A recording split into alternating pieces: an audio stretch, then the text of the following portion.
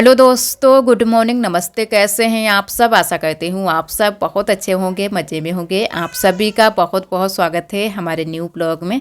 तो दोस्तों, आज ब्लॉग की शुरुआत हो रही है खाना बनाने से। तो आज है 17 मार्च, दिन है रविवार का और सुबह का समय हो रहा है, सुबह के 8 बज चुके हैं। तो इधर हम और हमारी ननद जी खाना बनाने के लिए आ गए हैं और सुबह के सारे काम हो चुके हैं, क्योंकि सुबह के काम करने में काफ़ी टाइम लग जाता है। तो आज आप सभी के साथ में कुछ भी सुबह का शेयर नहीं किया है। और इधर चाय नाश्ता भी हो चुका है। उसके बाद में मैंने आलू रख दिए थे उबलने के लिए। तो आलू उबल चुके हैं और उसी भगोने में मैंने रख दिए हैं चावल पकने के लिए। तो चावल भी बस पकने ही वाले हैं और सारी तैयारियां तो कर ली हैं सब्जी बनाने की, लेकिन अभी तक आलू नहीं छील पाए थे। तो मैंने कहा चलो आलू भी जल्दी से छील लेते हैं, क्योंकि आलू गर्म थे तो थोड़ी देर के लिए रख दिए थे ठंडे होने के लिए। तो अब ठंडे भी हो गए हैं और हमारी ननद जी भी आ गई थी जल्दी से। तो सब्जी की सारी तैयारियां जल्दी से हो गई थी और हल्दी मिर्च हम पीस कर लाए हैं। और आज हम थोड़ी सी सोयाबीन भी इसमें डालेंगे आलू की सब्जी में।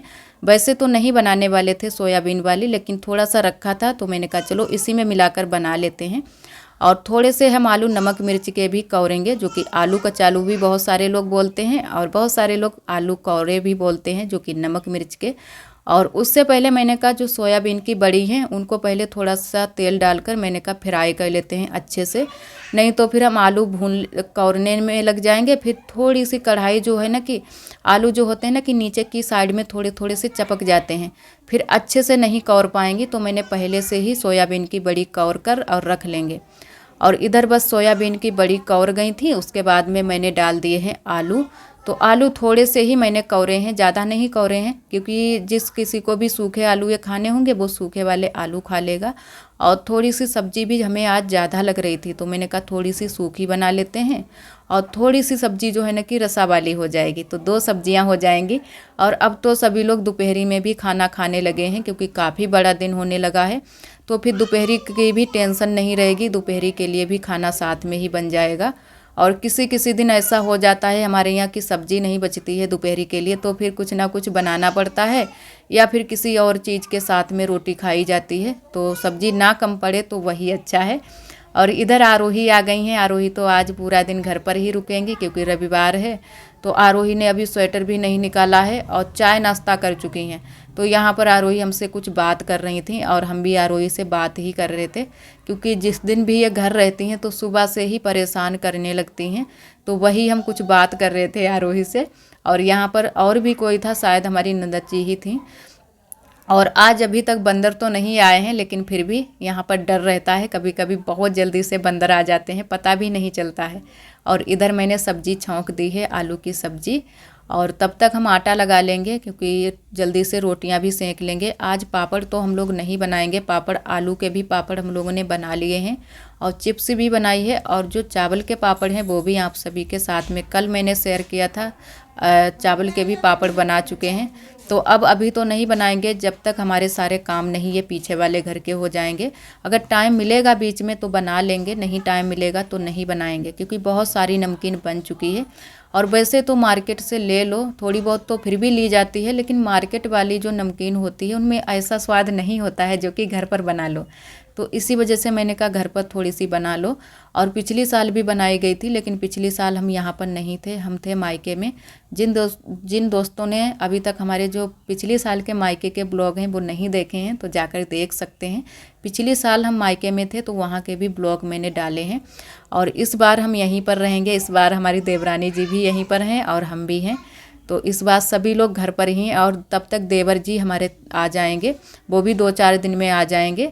और उधर बुआ वहाँ पीछे वाले घर में सरसों जो है ना कि फटक रही थी तेल पिरवाने के लिए। तो सरसों तो फटक चुकी थी, तब तक बुआ ने कहा कि हमने मिट्टी भी भिगो दी है। बुआ ने मिट्टी भिगो दी थी पीछे वाले घर में और तसले में, क्योंकि आज हमें करनी है, जहाँ जहाँ पर भी मैंने मिट्टी लगाई है वहाँ वहाँ पर फेनी करनी है।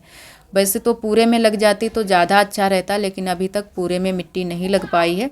तो जितने में मिट्टी लग चुकी है उतने में ही हम फेनी करेंगे। और इधर आटा लगा लिया था, उसके बाद में हम लोग रोटियां सेकने लगे हैं। सारी रोटी पतली वाली सेकेंगे। वैसे इन दिनों में हमारे यहाँ ज़्यादा रोटी पतली वाली सिकती हैं, मोटी बहुत कम बनती हैं। वैसे आरोही के पापा के लिए ज़्यादा हम मोटी बना देते हैं, लेकिन ये सभी लोग पतली ही कभी कभी पसंद करने लगते हैं। सभी की पसंद की बात है, जब पतली खाते हैं तो पतली बना लेते हैं। तो आज भी सारी रोटियां पतली ही बनाई हैं और खाना हमारा बन चुका है। सभी लोगों ने खाना खा भी लिया है और जिन लोगों ने नहीं खाया है वो भी लोग खा रहे हैं खाना। और इधर हम बैठ गए थे बर्तन धुलने के लिए। तो बहुत सारे बर्तन इकट्ठा हो गए थे, सुबह से ही सारे बर्तन इकट्ठा हो रहे थे, तो सारे बर्तन थे पड़े थे। और कढ़ाई मैंने शायद मांज कर रख दी है, क्योंकि कढ़ाई इन दिनों में हम पहले से ही मांज लेते हैं और जो बाकी के बर्तन रह जाते हैं वो हम धीरे धीरे बाद में मांजते हैं। और यहाँ पर बस धुलने बाकी हैं बर्तन, तो जल्दी से बस धुल कर रख देते हैं और फिर हम लग जाएंगे पीछे वाले घर में साफ़ सफाई में। यहाँ की थोड़ी सी साफ़ सफाई करनी है, कर लेंगे, जो कि चौकी की थोड़ी सी साफ़ सफाई रहती है और झाड़ू लगाने का काम, क्योंकि जब खाना ना सभी लोग खा लेते हैं उसके बाद में यहाँ पर भी झाड़ू लगा देते हैं और छत पर भी झाड़ू लगा देते हैं। झाड़ू लगा देते हैं तो अच्छे से साफ़ सफाई रहती है और शाम की फिर टेंशन भी थोड़ी सी ख़त्म हो जाती है। वैसे शाम के टाइम में फिर झाड़ू लगा तब खाना बनाना शुरू करो। और इधर तब तक हम आ गए हैं पीछे वाले घर में। यहाँ पर थोड़ी सी मिट्टी बुआ ने बनाई थी और तब तक हमारी नंदत जी ने थोड़ी सी मिट्टी लगाई भी है यहाँ पर, जो कि फेनी की है और बुआ ने भी फेनी की है। जब सभी लोग मिलकर काम करते हैं तो काम जल्दी से हो जाते हैं। और इतना टाइम हमें लग गया है घर के सारे काम समेटने में, काफ़ी टाइम लग गया था। और फिर हम आ गए हैं, बस लग गए हैं मिट्टी के काम में। थोड़ी सी मैंने भी मिट्टी जो है ना कि इधर साइड में लगाई थी।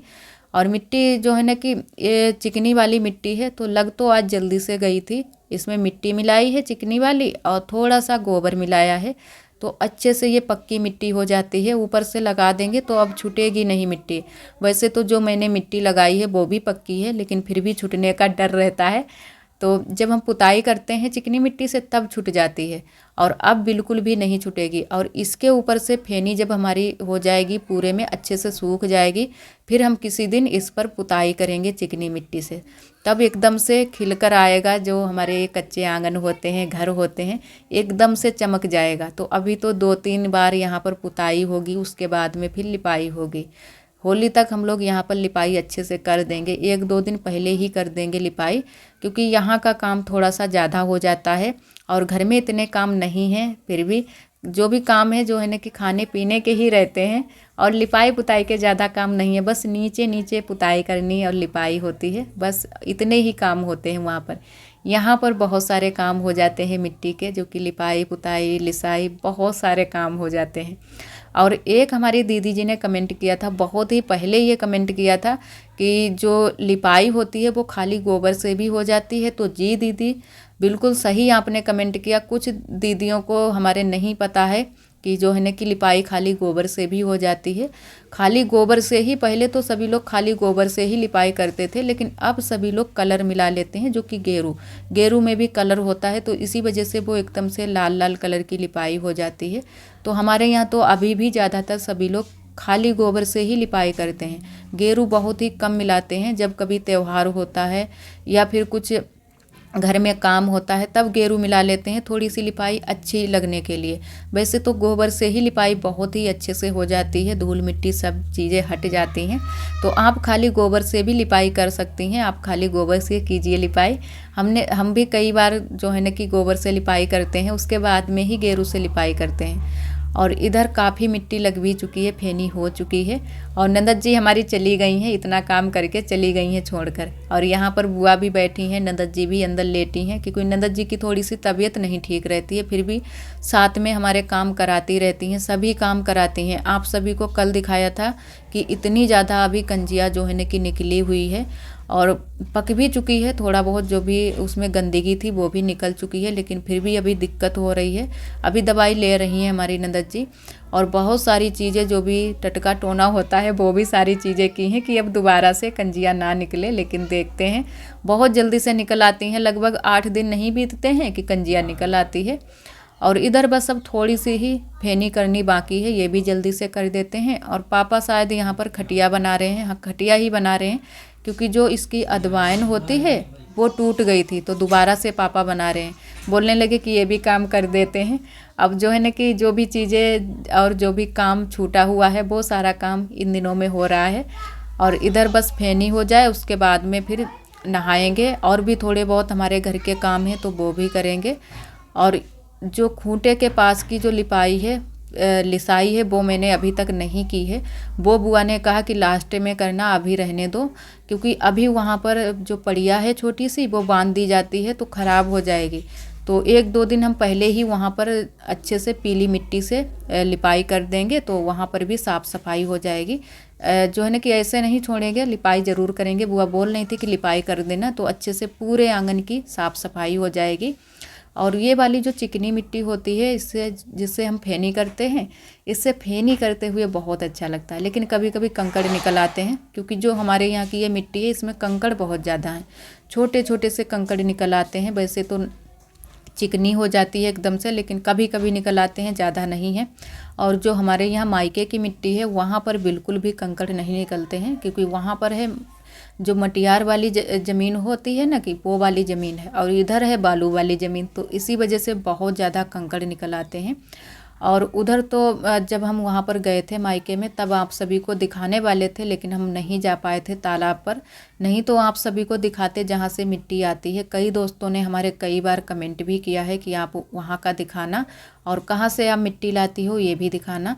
तो अब की बार जब भी हम जाएंगे तो आप सभी को ज़रूर दिखाएंगे।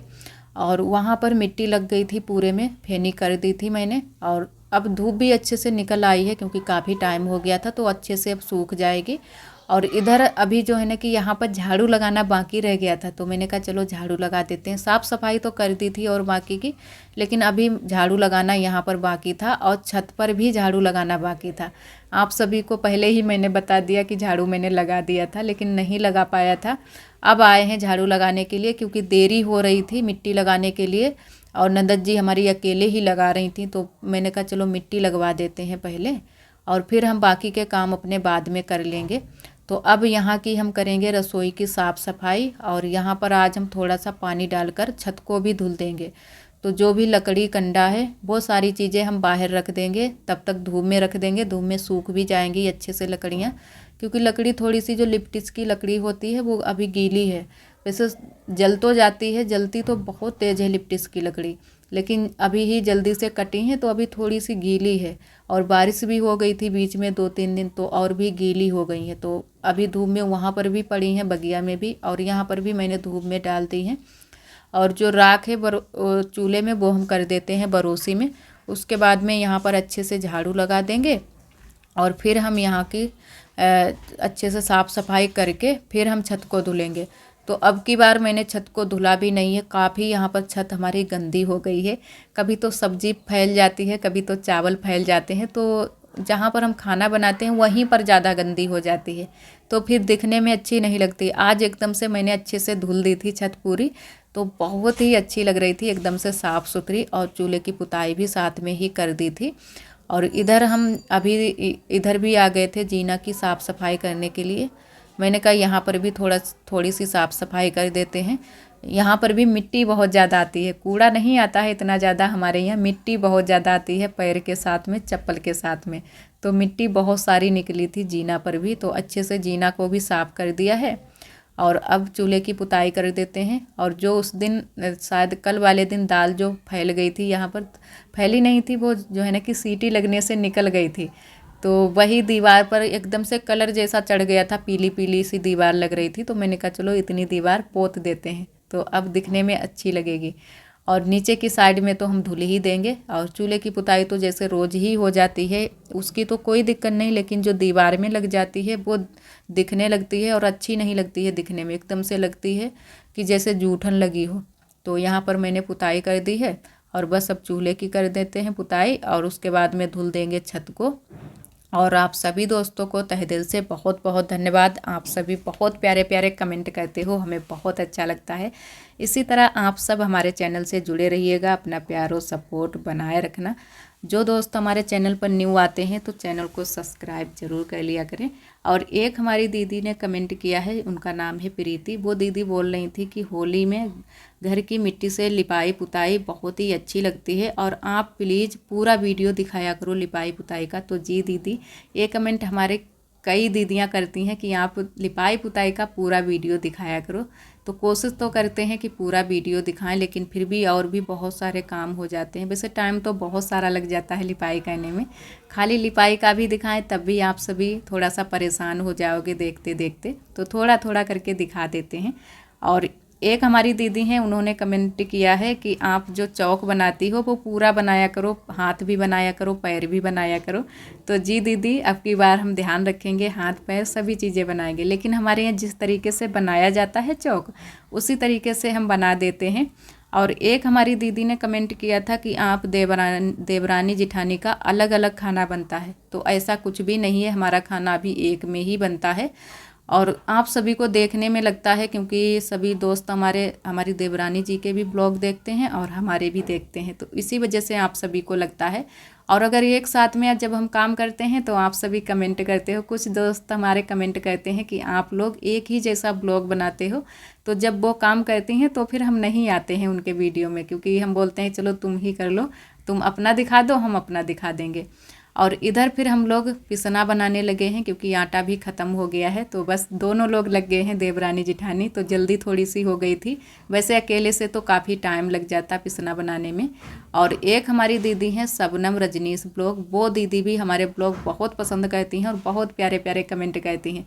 और वो भी दीदी ब्लॉग बनाती हैं, बहुत ही प्यारे प्यारे ब्लॉग बनाती हैं। आप सभी भी उनके चैनल पर जाइए और उनके भी ब्लॉग देखिए, बहुत ही अच्छे हमारी ही तरह ब्लॉग बनाती हैं। और हमारा जो नाम है शबनम, तो उनका भी शबनम ही नाम है। वो दीदी बहुत अच्छी हैं, वो हमसे मिलने भी आई थी, जो कि मेले में मिलने आई थी फर्रुखाबाद। आप सभी ने देखा था हमारे साथ में उनको। तो वो दीदी बहुत ही प्यारे प्यारे ब्लॉग बनाती हैं। और इधर फिर पिसना जो है ना कि काफ़ी टाइम लग गया था पिसना बनाते बनाते, क्योंकि 2-3 तसला हम लोगों ने पिसना बनाया था। और जो है ना कि नहाने के पहले ही हम लोग यहाँ पर बैठ गए थे पिसना बनाने के लिए, तो जल्दी से ही बन गया था। और आज के लिए दोस्तों बस यहीं तक। आज का ब्लॉग हमारा कैसा लगा कमेंट में ज़रूर बताना। आज के लिए आप सभी दोस्तों को नमस्ते, अपना बहुत ही ख्याल रखिएगा।